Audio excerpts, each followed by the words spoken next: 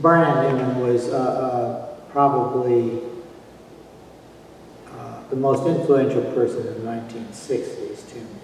And I think it was because he had a little bit of expressionism in him and a little bit of formalism in him, although he would argue that probably and say he didn't have formal bone in his body. But and so instead of doing symmetry, he was doing secret symmetry. But I would say secret symmetry was a formal kind of direction, made perhaps in a kind of roundabout way. That is, taking a zip and putting it, instead of on center, putting the edge of the zip on center. Well, I know he had seen that in Matisse's Bathers by a River. There's a big black stripe runs right down the center of Bathers by a River. The right edge of it, I think, runs right on center. So the stripe isn't on center, the edge of the stripe is on center. And to me, that's a formal notion, even though it's kind of working away from symmetry and away from extreme formal balance. It's its own kind of mathematics, or maybe kind of Zen, or some kind of I Ching thing, or Taoist thing. That is, you can take a basketball and paint a basketball on one side of a painting, and then put a line from it like a teeter-totter, and on the other side you could put a golf ball, and the golf ball is smaller than the basketball.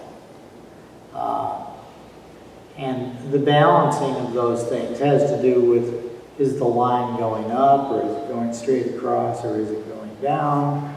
What's on the low end, the basketball or the golf ball, and what color is the golf ball and the basketball, and what's the chroma? All of those things play a role. So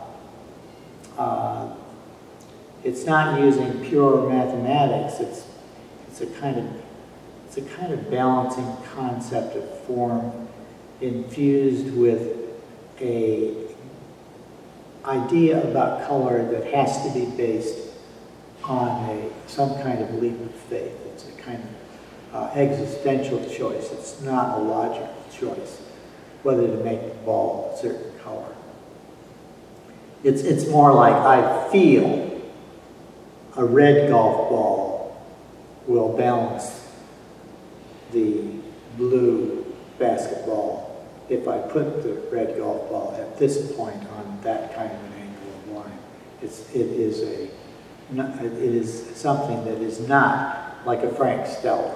It is not like a Robert Mangold. It is more like a Michelangelo, if I had, or more like a Picasso, certainly, or a Matisse. So yeah, Barnett Newman, certainly a very influential person. I also admired the fact that Barnett Newman had a degree in art education, well, I haven't known many people who are major artists who came from degrees in art education. I don't think it matters whether you have a degree in art education, a BFA, MFA, a BA, no degree at all. I don't think those things matter. I don't think any of those is a requirement for being a significant contemporary artist.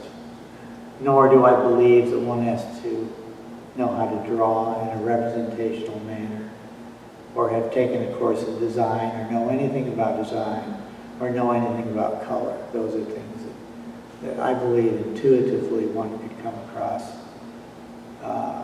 and maybe in a more creative way than through teaching.